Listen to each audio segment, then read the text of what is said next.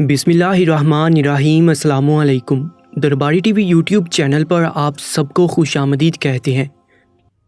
आज मैं बहुत खुश थी क्योंकि आज मैं वापस जा रही थी। इस जगह पर मेरा जो भी टाइम गुज़रा अच्छा था, बहुत अच्छा था। ऐसा लगता था कि कोई ख्वाब जी रही हूँ, लेकिन ये नहीं पता था कि इस ख्वाब की तबीर इतनी बुरी होगी। क्योंकि जब मैं उस कमरे में दाखिल हुई तो सामने का मंज़र देखकर हैरान रह गई, अपनी अकल पे मातम करने लगी। क्योंकि आज मुझसे मेरी सबसे कीमती चीज़ छीन जाने वाली थी, वही चीज़ जो औरत के लिए सबसे ज़्यादा कीमती होती है। लेकिन क्या मैं यहाँ खुद ही आई थी? क्या यहाँ तक पहुँचने के लिए मैंने खुद ही बहुत बड़ी गलती की थी? मुझे आसपास सिर्फ बर्बादी और अजाब ही नज़र आ रहा था, क्योंकि जहाँ मैं फंस गई थी शायद यहाँ से कभी निकलने वाली नहीं थी। मेरा नाम सनोबर है। मैं अपने ख़ानदान की इकलौती बेटी थी। हम लोग बहुत ज़्यादा गरीब थे और खींच तान कर गुजारा होता था। मुझे सऊदी अरब जाने का बहुत ज़्यादा शौक़ था, लेकिन हम जैसे लोग कहाँ जा पाते। मेरी माँ कहती थी कि दुआ करो कि तुम्हारी शादी किसी अमीर आदमी से हो जाए और वो तुम्हें वहाँ पर ले जाए। हम तो नहीं ले जा सकते। मैं अपनी अम्मी को कहती थी कि फ़िक्र नहीं करें, मेरे पास इतने पैसे होंगे कि मैं आप सब लोगों को लेकर जाऊँगी। लेकिन ये तो मेरे छोटे छोटे ख्वाब थे जो कभी पूरे होने वाले नहीं थे। एक दिन मैंने एक शॉपिंग मॉल से कोई चीज़ ख़रीदी। मैंने बहुत ज़्यादा मेहनत के बाद, पैसे जमा करने के बाद वो चीज़ ख़रीदी थी। वहाँ पे कुरानंदाज़ी भी हो रही थी। लोग जो 1000 रुपये से ज़्यादा की शॉपिंग कर रहे थे उनको एक छोटा सा वाउचर मिल रहा था। मैंने भी ले लिया और एक बड़े से डब्बे में डाल दिया। कुछ अरसे के बाद मुझे मेरे दोस्त की कॉल आई और उसने कहा कि यार तुम्हारा सऊदी अरब जाने का रिटर्न टिकट निकला है और तुम्हें पता ही नहीं है। मैं उसी मॉल में गई थी। मेरी दोस्त अमीर थी, अक्सर वहाँ पे जाती रहती थी। उसने कहा कि तुम्हारा टिकट निकला है। मैं हैरान रह गई। मैंने कहा कि तुम मजाक तो नहीं कर रही? उसने कहा कि मैं बिल्कुल मजाक नहीं कर रही हूँ, तुम्हारा रिटर्न टिकट निकला है, तुम सऊदी अरब जा सकती हो। और भी बहुत सारी लड़कियाँ जा रही हैं, उनके साथ ही चली जाओ। वो लोग खुद ही लेकर जा रहे हैं, सारा कुछ उनकी तरफ से है, खाना पीना, और सुना है कि वहाँ के 10,000 रुपये की वो आपको शॉपिंग भी करवाएंगे। मैं तो खुशी से निहाल होगी। मैंने कहा कि ये तो बहुत बड़ी बात है। लेकिन जब घर में देखा तो घर के हालात ख़राब थे। सोचा कि किसी तरह ये टिकट बेच दूं। अम्मी को कहा कि टिकट किसी और को बेच देती हूँ तो वो बदले में हमें कुछ पैसे दे देगा। मेरी माँ ने कहा कि जितने पैसे वो देगा उतने पैसे तो तुझे वहाँ से मिल रहे हैं, जा बेटा तू अपना ख्वाब पूरा कर। ये तेरा ख्वाब था। मैं जानती हूँ तू दिन रात दुआएं मांगती थी, किसी को दे देंगे तो क्या हो जाएगा, वो पैसे घर में दाल रोटी में पूरे हो जाएंगे, लेकिन तेरा ख्वाब तो अधूरा रह जाएगा ना। मेरी आंखों में आंसू आ गए, मगर मैंने कहा कि हाँ मैं ज़रूर जाऊँगी। मैं जब वहाँ पहुँच गई तो बहुत ज़्यादा खुश थी। हमारे रहने के लिए होटल में इंतज़ाम किया गया था और हमें ये भी बताया गया था कि यहाँ पर हमें होटल स्टाफ का कोर्स करवाया जाएगा। अगर हम लोग पास हो गए तो हमें उसी होटल में नौकरी भी मिल जाएगी, यानी कि कैसे होटल में काम करना है, लोगों को कैसे डील करना है, किस तरह से पेश आना है, ये सारा कोर्स करवाएंगे और इसके बाद एक टेस्ट लेंगे। मैं बहुत ज़्यादा खुश थी। मैंने सोच लिया था कि मैं बहुत अच्छे तरीके से कोर्स करूँगी और पास होकर यहीं पर मुझे नौकरी मिल जाएगी। होटल बहुत अच्छा था। हमारे रहने के लिए एक कमरे का इंतज़ाम किया गया था जो काफ़ी लंबा था। उसके अंदर बेड लगे हुए थे। मेरे पास 4-5 लड़कियां और भी थीं। मुझे पता था कि हॉस्टल वाला निज़ाम होगा, हमें खाना पीना दिया जाएगा, हमारी क्लासेस होंगी। लेकिन जब सुबह आँख खुली तो हैरान रह गई। खाने में इतना कुछ था कि गिनती में नहीं आ रहा था। मैंने कहा कि ये हमें इतना अच्छा खाना क्यों खिला रहे हैं। होटल काफ़ी बड़ा था, तभी तो वो लोग ये वर्कशॉप करवा रहे थे, लेकिन इतना भी बड़ा नहीं था। इतना ज़्यादा मज़े का नाश्ता और ऐसी ऐसी चीज़ें जो कभी सुनने में और देखने में नहीं आई थी, आज खाने को मिल रही थी। मैंने पेट भर के खाना खाया। मैं तो बहुत ज़्यादा दुबली पतली थी, मुझे तो ज़्यादा खाया नहीं गया, लेकिन खाना वाकई बहुत मज़ेदार था। थोड़ी देर के बाद वहाँ पर एक औरत आई। उसने कहा कि कैसा लगा आपको? हमने कहा कि बहुत अच्छा, लेकिन हम हैरान हैं कि हमें इतना अच्छा खाना क्यों दिया जा रहा है। उसने कहा कि आप लोगों को यहाँ पे वर्कशॉप करवाई जा रही है, खाना भी उसी का हिस्सा है। आप लोगों को इसी तरह अच्छे अच्छे खाने खिलाए जाएंगे ताकि आप सब लोगों की सेहत अच्छी हो जाए। मैं हैरान हुई कि हमारी सेहत अच्छी करने से इनको क्या मतलब है? अगर हमारे वज़न बढ़ गए तो क्या इनका कोई फ़ायदा हो जाएगा? उस औरत ने मेरी तरफ देखा और बाकायदा मुझे कहा कि तुम बहुत ज़्यादा खूबसूरत हो, लेकिन इतनी पतली हो कि तुम्हारी खूबसूरती दब जाती है। अगर थोड़ा सा मोटी हो जाओगी, थोड़ी बड़ी बड़ी हो जाओगी तो बहुत ज़्यादा प्यारी लगोगी। यहाँ पर ऐसी ही औरतों को पसंद किया जाता है। मैं उसकी इस बात पर हैरान हुई। میں نے کہا کہ یہاں پر عورتوں کو جیسے بھی پسند کیا جاتا ہے، اس سے میرا کیا مطلب؟ پھر مجھے میری ایک سہیلی نے کہا کہ اسی طرح سے انہوں نے بات کر دی ہوگی نا، دیکھو تم کتنی پیاری ہو، لیکن یہ جو تمہاری رخسار ہیں یہ بالکل اندر گھسے ہوئے ہیں، تھوڑا تمہارا چہرہ بڑھ جائے گا تو بہت پیاری لگو گی۔ ان کی بات کا بھی یہی مطلب تھا۔ میں بھی خاموش ہوگی۔ یہاں پر اسی طرح ہمیں خوب اچھی طرح کھلایا پلایا جاتا، اور ورک شاپ صرف آدھے گھنٹے کی ہوتی تھی، باقی پورا دن ہم ہوٹل میں جہاں مرضی گھوم پھر سکتے تھے۔ یہاں پہ کچھ پلینگ ایریا بھی تھے، وہاں پہ بھی جا سکتے تھے، چیزیں بھی دیکھ سکتے تھے۔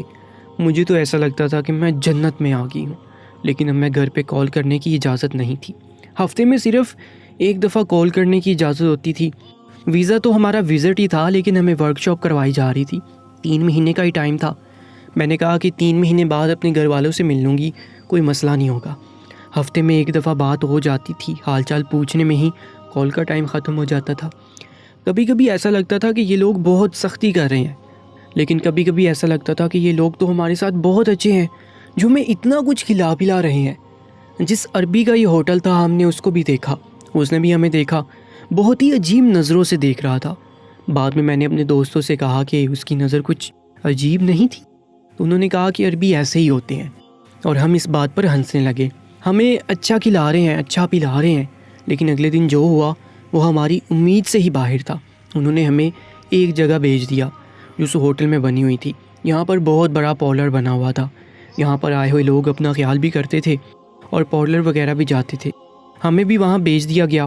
مجھے لگا کہ یہاں پر بھی ہمیں کچھ سکھایا جائے گا، لیکن انہوں نے ہمیں کرسیوں پر بٹھا دیا اور ہمارے ہاتھ پاؤں صاف کرنے شروع کر دیے، ہمارے چہرے صاف کیے، بال دھوئے، نہ جانے کیا کیا۔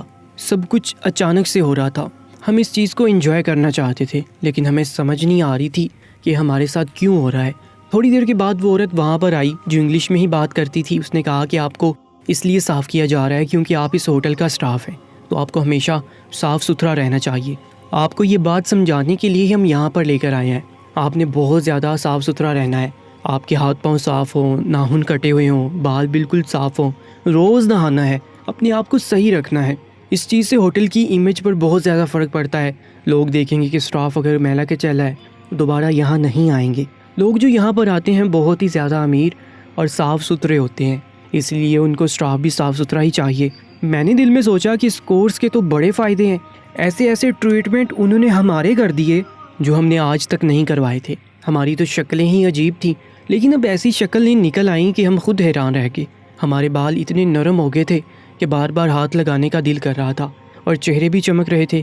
میں دل ہی دل میں بڑی خوش ہو رہی تھی۔ میں نے کہا کہ میں تو صحیح جگہ آ گئی، میری دعا تو رنگ لے آئی۔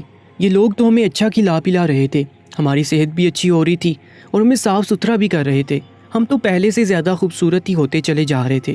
میں تو سوچ رہی تھی کہ جب میں واپس جاؤں گی تو میری شکل ہی بدلی ہوئی ہوگی، سب لوگ مجھے دیکھ کر حیران رہ جائیں گے، کہیں گے کہ اس کو تو سعودی عرب کی ہوا راس آ گئی، کتنی خوبصورت ہوگی ہے۔ لیکن آہستہ آہستہ ہمیں یہ چیزیں عجیب لگنا شروع ہو گئی تھیں، یا پھر مجھے یہ سب کچھ عجیب لگ رہا تھا۔ وہ روز ہمیں اتنا سارا کھانا کھلاتے تھے، اب تو میرے سے کھانا بھی نہیں کھایا جاتا تھا۔ میرا دل بڑھ گیا تھا، میرا وزن بڑھتا جا رہا تھا، مجھے محسوس ہو رہا تھا کہ میں موٹی ہو رہی ہوں، اور میں موٹی نہیں ہونا چاہتی تھی۔ مجھے موٹی عورتیں بالکل بھی اچھی نہیں لگتی تھیں۔ ان لوگوں نے ہمیں اتنا کھانا کھلایا تھا کہ ہم لوگ اپنے وزن سے 4-5 کلو آگے نکل چکے تھے، اور یہ جو روز ہماری صفائی ستھرائی کرتے تھے اس سے بھی میں تنگ آ گئی تھی۔ کچھ چیزیں ایسی بھی تھیں جس میں بہت زیادہ درد ہوتا تھا اور میں یہ نہیں کروانا چاہتی تھی۔ آہستہ آہستہ میں اس ماحول سے تنگ آنے لگی۔ ایک دن تو انہوں نے انتہا کر دیا، ہمیں ڈانس کلاس میں بھیج دیا۔ میں نے کہا کہ بھلا ہمیں ڈانس کیوں آنا چاہیے؟ تو انہوں نے کہا کہ آپ کو ڈانس کرنے کی کوئی ضرورت نہیں ہے، لیکن یہ اس کورس میں آپ کے لیے ایک ٹریٹ رکھی گئی ہے کہ آپ کو ڈانس بھی سکھایا جائے گا۔ ہم نے کہا کہ ہم ایسی ٹریٹ کا کیا کریں گے؟ ان لوگوں کو پتہ نہیں ہے کہ ہم شریف گھرانوں کی لڑکیاں، ہم نے ڈانس سیکھ کر کیا کرنا ہے۔ وہاں پر ایک لڑکی بڑی ہی عجیب سی تھی، اس نے کہا کہ سیکھ لو ڈانس، کبھی کبھی ڈانس بھی کام آ جاتا ہے، جس سے شادی ہوگی اس کو ڈانس کر کے دکھانا تو وہ بہت خوش ہو جائے گا۔ میں نے کہا کہ کیا مطلب؟ اس نے کہا کہ تمہیں نہیں پتا، مردوں کو عورتوں کا ڈانس دیکھنے کا بڑا شوق ہوتا ہے، یہ جو باہر ادھر ادھر جاتے ہیں ڈانس دیکھنے ہی تو جاتے ہیں، اگر بیوی ڈانس کر کے دکھائے گی تو پھر شوہر باہر کیوں جائے گا؟ میں نے کہا کہ تمہارے خاندان میں ہوتے ہوں گے ایسے مرد، ہمارے خاندان میں ایسا کوئی نہیں ہے۔ میری اس لڑکی کے ساتھ لڑائی ہوگی، وہ یہاں پر پہلے بھی آ چکی تھی اور دوسری دفعہ یہ کورس کر رہی تھی۔ اس نے کہا کہ تمہارے ساتھ تو ایسی ہوگی نا کہ تم ساری زندگی یاد رکھو گے، مجھے اس کی اس بات کی سمجھ نہیں آئی کہ اب اس نے ایسا کیوں کہا، کہ میرے ساتھ کچھ ایسا ہوگا کہ میں ساری زندگی یاد رکھوں گی۔ خیر میرا وقت وہاں پر بہت مشکل ہوتا جا رہا تھا، 1.5 مہینہ گزر گیا تھا، مجھ سے دن نہیں گزارا جا رہے تھے، میں پریشان ہو رہی تھی اور اس روٹین سے میرا دماغ خراب ہو رہا تھا۔ میں نے ایک دن ناشتہ بھی نہیں کیا اور کھانا بھی نہیں کھایا۔ میں نے کہا کہ میں اتنا سارا کھانا نہیں کھا سکتی۔ اس عورت کے پاس میری شکایت چلی گئی کہ یہ کھانا نہیں کھا رہی، اور اس نے مجھے باقاعدہ ڈانٹا کہ تم کھانا کیوں نہیں کھا رہی، ہم تم پہ اتنی محنت کر رہے ہیں، تم کھانا نہیں کھاؤ گی، تمہاری شکل پھر سے بڑی نکل آئے گی۔ مجھے سمجھ نہیں آ رہی تھی کہ یہ لوگ ہمیں خوبصورت آخر بنانا کیوں چاہ رہے ہیں؟ کیا ان کو اپنے ہوٹل کے لیے خوبصورت لڑکیاں چاہیے تھیں؟ ہاں یہ بات تو تھی، یہ تو ہمارے پاکستان میں بھی ہوتا ہے کہ جب آپ کسی جگہ جاتے ہیں تو خوبصورت لڑکیوں کو زیادہ پریفر کرتے ہیں، خاص کر کے بینک کی نوکری میں یا اس طرح کے معاملات میں۔ لیکن یہ لوگ ہمیں خوبصورت سے زیادہ موٹا بنا رہے تھے۔ میں موٹی نہیں ہونا چاہتی تھی۔ ٹھیک ہے کہ میں بہت زیادہ دبلی پتلی ہونے کی وجہ سے اچھی نہیں لگتی، لیکن ابھی میرا وزن اتنا تو بڑھ گیا تھا کہ بس میرے لیے کافی تھا۔ اب اگر میرا وزن اس سے زیادہ بڑھ جائے گا تو میں بدصورت لگنا شروع ہو جاتی۔ مجھے تو میرے کپڑے بھی تنگ ہونا شروع ہو گئے تھے، لیکن انہوں نے ہمارے لیے کپڑے بھی بنوا دیے، اور کپڑے بھی بہت زیادہ خوبصورت تھے۔ مجھے پتہ نہیں کیوں اب کچھ گڑبڑ لگنے لگا تھا، لیکن پھر انہوں نے کہا کہ بس 2 ہفتے بعد آپ کا کورس مکمل ہو جائے گا۔ میں واپس جانے کے لیے تڑپ رہی تھی، فوراً سے واپس جانا چاہتی تھی۔ جتنا ٹائم یہاں گزر گیا بس کافی ہے۔ انسان جب کوئی خواب دیکھتا ہے تو اس کا راستہ بہت خوبصورت ہوتا ہے، جب خواب پورا ہو جاتا ہے تو وہ لمحہ بھی اچھا ہوتا ہے، لیکن اس کے بعد یہ لمحات اچھے نہیں ہوتے، اور یہ اس کے بعد کے لمحات چل رہے تھے۔ میں نے سعودی عرب دیکھ لیا، اللہ کا گھر بھی دیکھ لیا تھا، یہاں پر ایک اچھا کورس بھی کر لیا تھا، اچھا کھا پی بھی لیا تھا، بس اب میرے لیے کافی تھا۔ اب میں واپس جانا چاہتی تھی، لیکن یہ لوگ ہمیں چھوڑ ہی نہیں رہے تھے۔ یہ 2 ہفتے مجھ سے گزر بھی نہیں رہے تھے۔ امی اور اپنی بہنوں کی بہت یاد آ رہی تھی، اب اپنے ملک کو بھی یاد آنے لگی تھی۔ اپنا ملک اپنا ہی ہوتا ہے، اپنا گھر، اپنا شہر، اپنے لوگ، اپنا بازار، جہاں وہ اپنی مرضی سے آ جا سکتے ہیں۔ آپ کو ایک دوسرے کی زبان سمجھ آتی ہے، آپ کو ہر کونے کا، ہر دکان کا پتہ ہوتا ہے۔ یہ احساس بہت اچھا ہوتا ہے۔ جب انسان کو قید کر دیا جاتا ہے تو اسے یہ احساس بھی محروم ہو جاتا ہے، اور اب پتہ چلا کہ اصل تو یہی احساس ہوتا ہے کہ آپ اپنے ملک میں سر اٹھا کر آرام سے آزادی کے ساتھ پھر سکتے ہیں۔ میں بھی ان ساری چیزوں کو بہت یاد کر رہی تھی، اور اپنے گھر والوں کو بھی، خاص کر اپنی ماں کے مجھے بہت یاد آ رہی تھی۔ ہم لوگ اپنے ساتھ ایک ہی بیگ لائے تھے، اسی کے اندر سامان تھا۔ ان لوگوں نے ابھی تک ہمیں کوئی چیز نہیں دی تھی، بس ہمارے لیے جو کپڑے بنوائے تھے وہ بہت خوبصورت تھے۔ میں اپنے بیگ کی صفائی کر رہی تھی کیونکہ کرنے کو اور کوئی کام نہیں تھا، تو میں نے دیکھا کہ میرے بیگ میں میرا پاسپورٹ نہیں ہے۔ میں بار بار چیک کرنے لگی۔ میں نے کہا کہ میرا پاسپورٹ کہاں ہے، کہاں چلا گیا؟ اس کے اندر ہی تو رکھا تھا۔ میں نے دوسری لڑکیوں کو کہا کہ کہیں تمہارے بیگ میں تو نہیں چلا گیا، کہیں تم نے غلطی سے میرا پاسپورٹ اپنے پاس تو نہیں رکھ لیا، کیونکہ اس کا بیگ اور میرا بیگ ایک ہی جگہ پہ پڑا ہوتا تھا۔ اس نے کہا کہ میں چیک کرتی ہوں، لیکن تھوڑی دیر بعد اس نے مجھے بتایا کہ تمہارا کیا، میرا تو اپنا پاسپورٹ نہیں مل رہا۔ پھر ہم سب نے اپنے اپنے بیگ چیک کیے، کسی کے پاس بھی پاسپورٹ نہیں تھا، جبکہ سب نے بیگ میں ہی رکھے تھے۔ اس کا مطلب کہ ہمارے بیگ سے پاسپورٹ نکال لیے گئے تھے۔ ہم نے سوچا کہ یہ کیا ہو رہا ہے، ہمارے پاسپورٹ وہ اپنے پاس کیوں رکھیں گے؟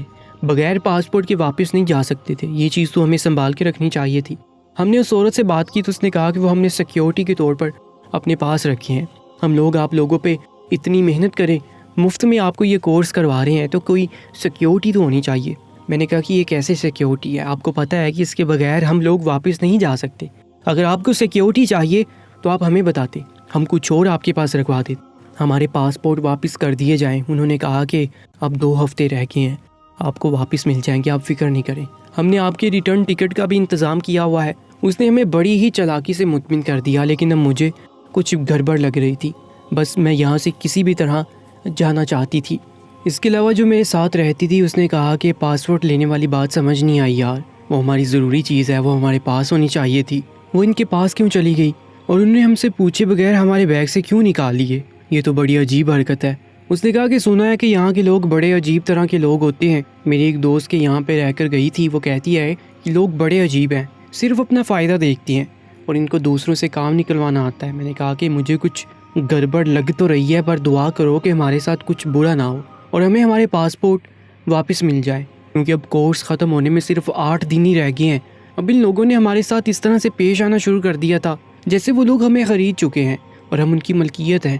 ہم سے اپنی ہر بات منوانا چاہتے تھے۔ انہوں نے ہمیں عجیب و غریب قسم کی چیزیں سکھائیں، ہمیں ڈانس سکھایا گیا جس کی ہمیں کوئی ضرورت نہیں تھی۔ میرے دماغ میں کچھ الٹی سیدھی باتیں آ رہی تھی، لیکن وہ سچ نہیں ہو سکتی تھی۔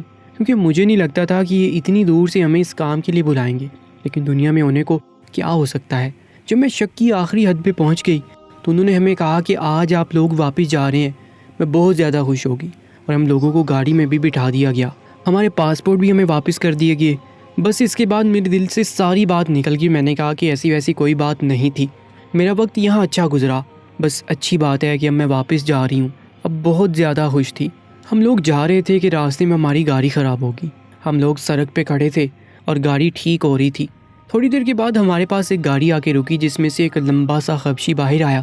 اس نے ڈرائیور سے اپنی زبان میں کچھ کہا کہ کیا بات ہے، تو شاید ڈرائیور نے بتایا ہوگا کہ گاڑی خراب ہے، اور ڈرائیور نے ہمیں کہا کہ یہ آپ لوگوں کو لفٹ دے گا اور ایئرپورٹ تک لے جائے گا۔ لیکن ڈرائیور ہمارے ساتھ نہیں بیٹھ رہا تھا۔ ہم نے کہا کہ تم بھی ہمارے ساتھ چلو، کیونکہ ہم اسی کو جانتے تھے۔ اس نے کہا کہ اب میرے ساتھ آپ لوگوں کا کیا واسطہ، آپ لوگ تو ایئرپورٹ جا رہے ہیں، بس وہیں جائیں۔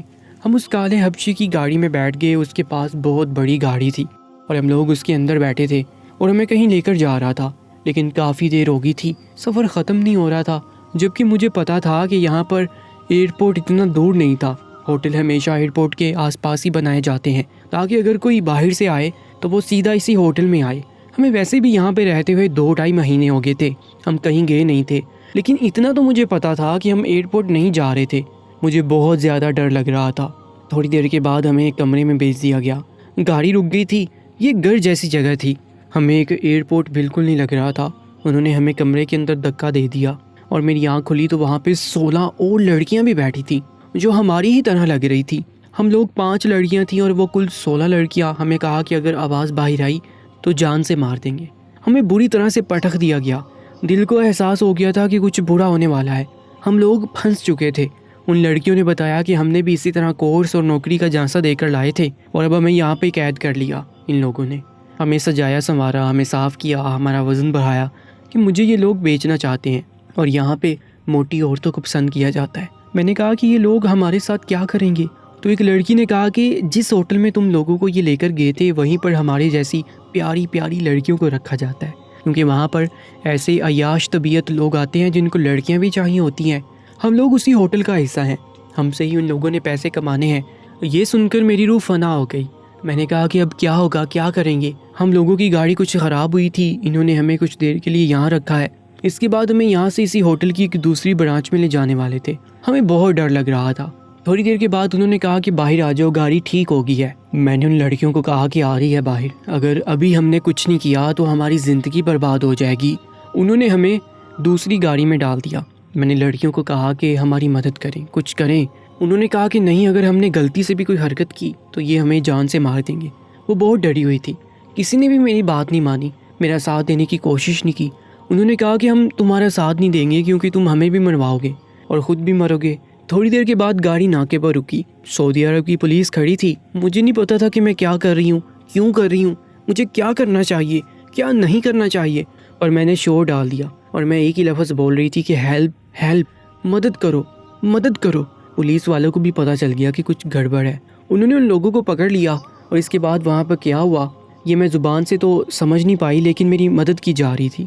پھر ایک عورت کو بلایا گیا جس کو اردو بولنی آتی تھی، اس نے ہم سے بات کی۔ میں نے اس کو سب کچھ بتایا، وہ حیران رہ گئے۔ اس نے مجھے بتایا کہ یہ بہت بڑا گروہ ہے اور ہم کب سے ان کو پکڑنے کی کوشش کر رہے ہیں۔ اس پاک سرزمین پر بھی اسی طرح کے لوگ ہیں جو اس طرح کی حدتیں کرتے ہیں۔ آپ نے بہت اچھا کیا، آپ ڈرے نہیں، آپ کے ساتھ کچھ برا نہیں ہوگا، ہم لوگ آپ کے ساتھ ہیں، آپ کی مدد کریں گے۔ ہمارے پاسپورٹ ہمارے پاس تھے، انہوں نے ہماری ٹکٹوں کا انتظام کیا اور ہمیں واپس بھیجا۔